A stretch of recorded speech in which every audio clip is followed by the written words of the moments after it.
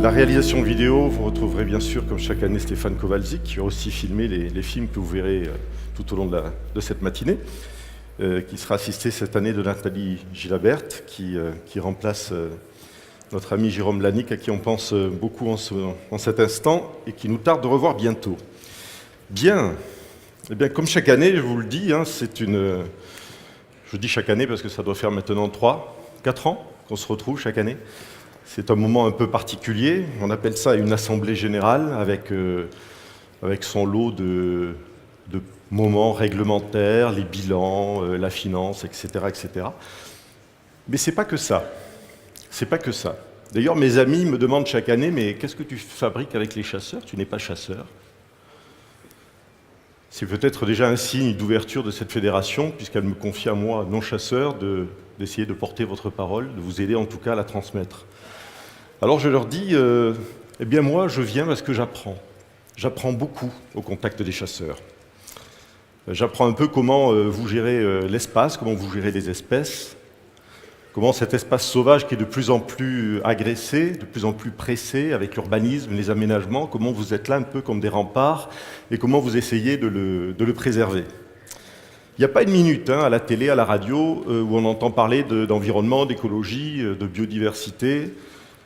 Mais quand on regarde de plus près, quand on veut savoir ce qui se passe vraiment, qui est sur le terrain? Les agriculteurs, c'est leur métier, et puis les chasseurs, vous. Je ne crois pas qu'il y ait une journée, pour la plupart d'entre vous, où vous ne soyez pas sur des sentiers, sur les plaines, sur les montagnes, à essayer d'ouvrir des milieux, d'aménager des espaces et de préserver la faune sauvage. Alors oui, j'apprends. J'apprends à votre contact la gestion des espèces, la gestion des espaces. Et cet AG, c'est peut-être pas une AG, c'est pas une assemblée générale, c'est peut-être une réunion de famille, une réunion synégétique. Une réunion où, j'espère, vous allez repartir avec des réponses aux questions que vous vous posez.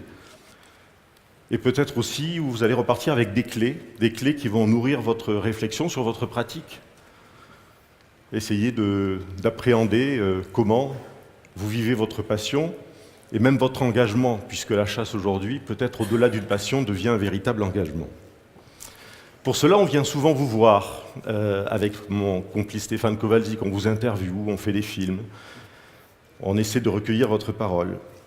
Et il y a une parole assez particulière, c'est la parole des anciens. Et d'ailleurs, le président Jean-Pierre Sanson y est très attaché, puisqu'il nous a confié cette mission d'essayer de recueillir cette mémoire, cette expérience, pour pouvoir la transmettre, pour pouvoir garder une trace de l'histoire synégétique des Pyrénées-Orientales. Il y a quelque temps, Stéphane Kowalczyk, avec François Garabé, était allé rencontrer M. Calderer dans ces montagnes. L'entretien avait été riche et passionnant. Depuis, M. Calderer nous a quittés et on voulait absolument commencer cette matinée en lui rendant cet hommage.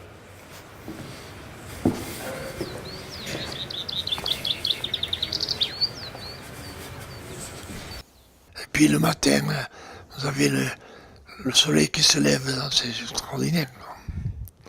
Et puis après, justement, là, quand le soleil se lève, vous voyez les animaux. Et puis alors, vous dites comment je vais faire pour les approcher. Et au fur et à mesure de votre pratique, vous apercevez un jour par hasard que vous voyez les animaux, ça m'est arrivé. Vous arrivez, vous voyez les animaux qui sont là. Bon. Ils vous ont échappé, et vous montez à l'endroit où ils vous ont échappé. Et vous vous retournez pour trouver l'endroit où vous étiez tout à l'heure. Et vous vous apercevez qu'à l'endroit où vous étiez, les isards ne pouvaient pas vous voir. Pourquoi? Parce qu'il y avait un lac, que le soleil se reflétait dans ce lac, et ça éblouissait les isards. Alors, évidemment, il faut que le vent soit favorable. Mais ça, c'est extraordinaire, ça. Au bout d'un certain temps, d'avoir analysé cette situation.